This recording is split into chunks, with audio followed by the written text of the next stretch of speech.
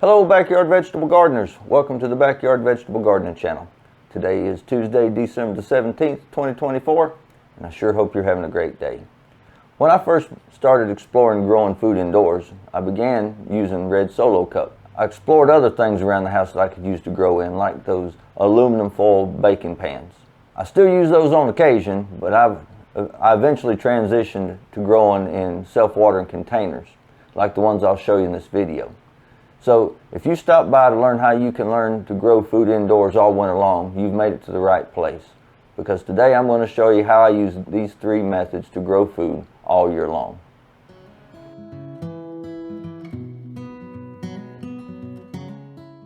Well, hello friends, welcome back to the channel.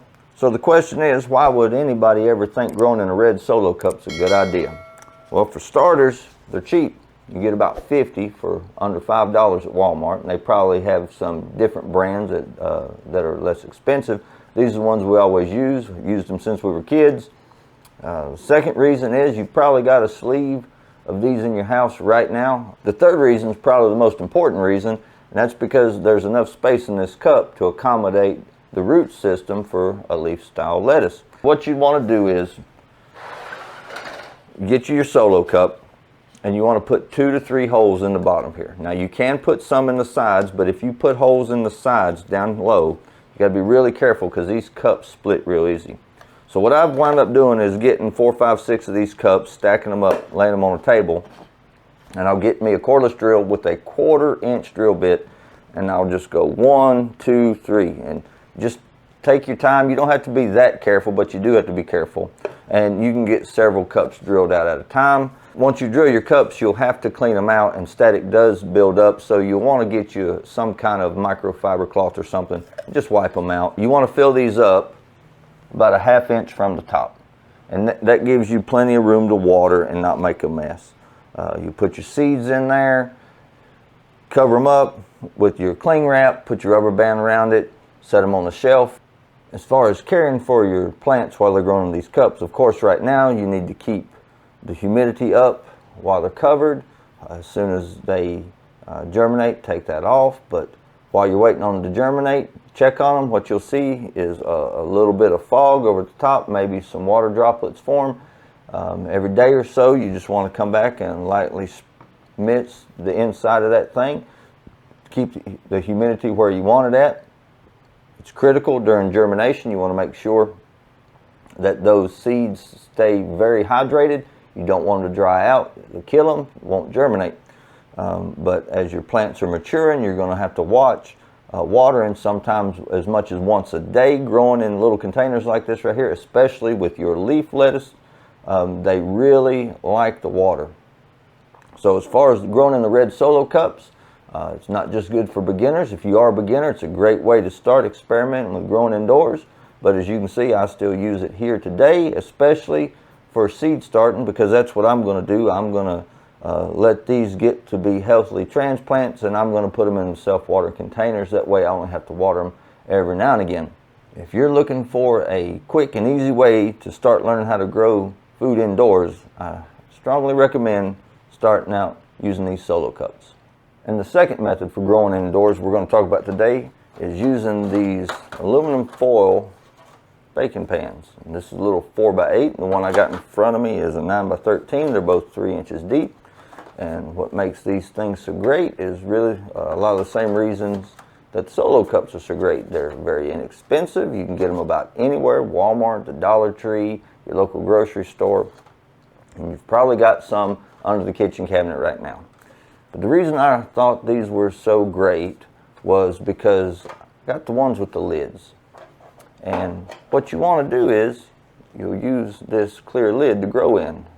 Put you some holes in the bottom. This 4x8's got 6 holes. This 9x13's got 9 holes. And you just set it right in there. So you've got a nice sturdy watering tray.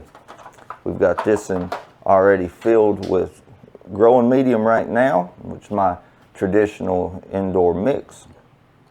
And what you do is you want to fill it up to this shoulder right around here. And today we're going to start off with some early scarlet globes. If you've never planted radishes, 1/4 inch deep, 10 to 2 inches. They require full sun, but we got in the the grow lights here. What I did was, off camera, I went ahead and split my fingers about this wide and went down here 2, 4, 6, 8, 10, 12, and did 2 rows like that. And what you want to do is you want to succession plant you some radishes, and we've got several more of these containers to do so, but I like to just to put 2 seeds in the hole if I can. That one had 3. We'll do the same thing for the cherry bell radishes. The good thing about radishes is how quick they mature.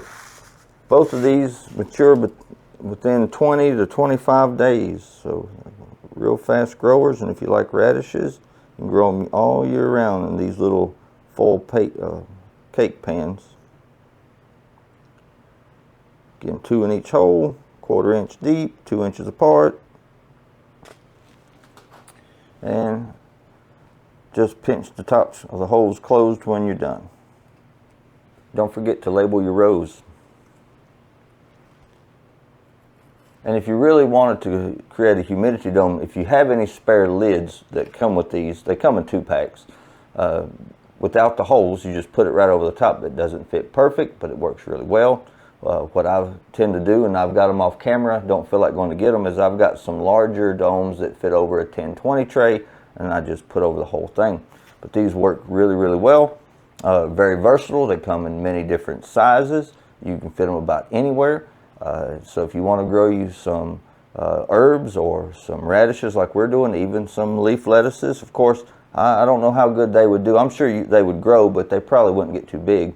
But these little full cake pans are a great idea, a great way of growing food indoors all year long. And the final method we're going to discuss today, method number 3 for growing indoors, is these nice self-watering planter boxes. The ones I have in front of me, I bought at Lowe's Hardware. They were sold under the Patio Pickers brand. It's a 12 by 20 box, 10 inches deep.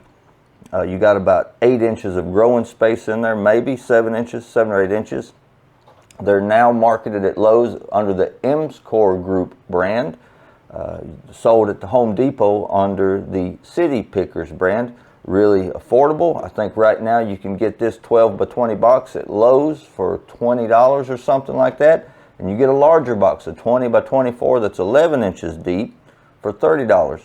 Start out with, you've got your box. We've already told you the dimensions. It's made out of a nice UV resistant resin. You can use it indoors and outdoors. This is the first year we've tried growing outdoors. Did pretty good.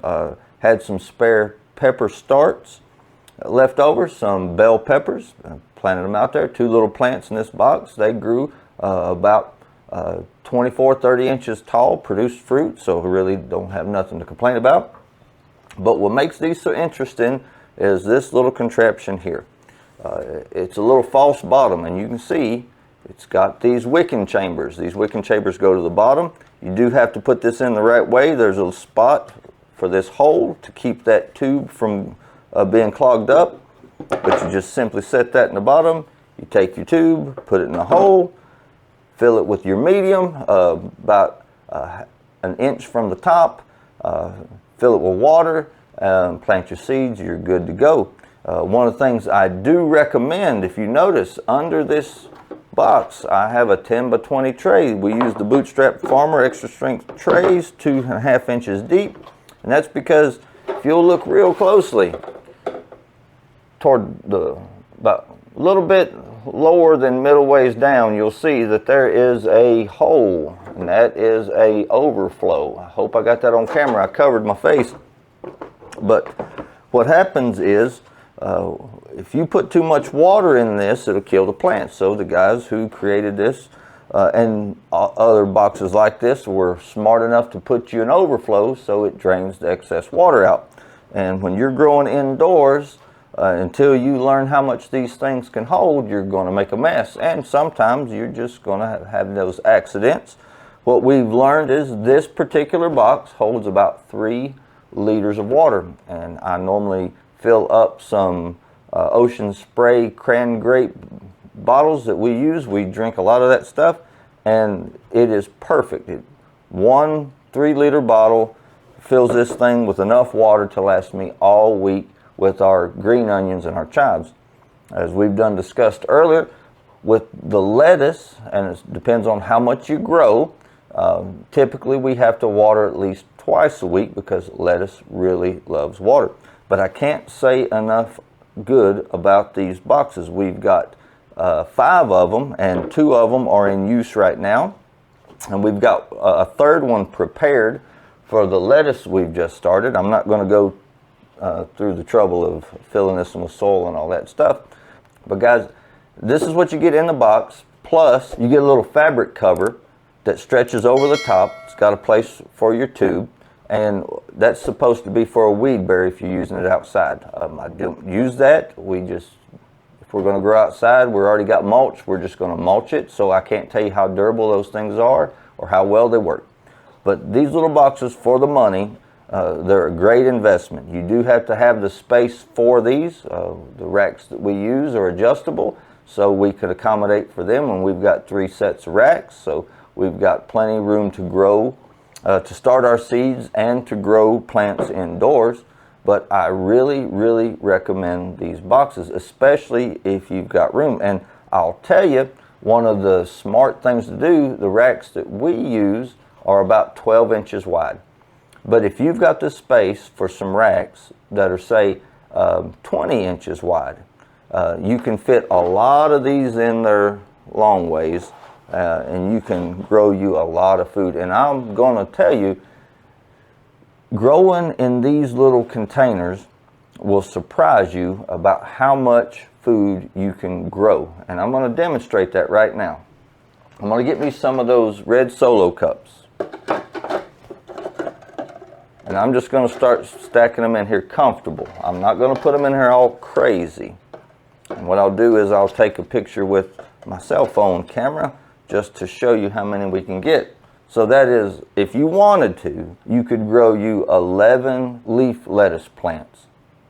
I don't know if I would do that. If I was going to do that, I would strongly recommend that you keep a fan on it. And I definitely recommend that you do regular harvest. So the reason we like these is because for the money, they're great value. Just in the time that I save having to spend watering, if I was to grow everything in those Solo cups or everything in those full pans, I'd be watering a lot. With these guys, once a week, twice at the most, it's just a great time saver. A great little product. Can't recommend them enough. And we've even grown baby carrots in these. I think they were called short and sweet. They get about 3 inches long. Plenty of soil depth for that. That was just a fun little experiment for the children. I can't really remember how many we grew in here. Probably 20 if I had to guess, maybe 2 dozen. But it was a great little thing to do with the grandbabies. And I'm telling you now, if you've got small children or grandchildren, getting them involved when they're little really is a blessing. We have such a good time with our children and grandchildren. Our children are pretty much grown now. Our youngest is 16, oldest is 26. And now we're starting to enjoy the grandbabies.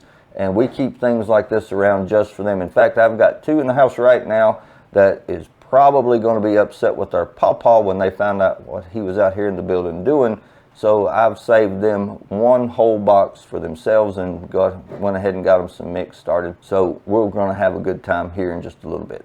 These little boxes, these self-watering planters, have become my preferred method of growing in my indoor office garden. And I've enjoyed the experience so much that we started building our own custom, larger self-watering pots out in the garden. We grew some determinate style tomatoes, did well.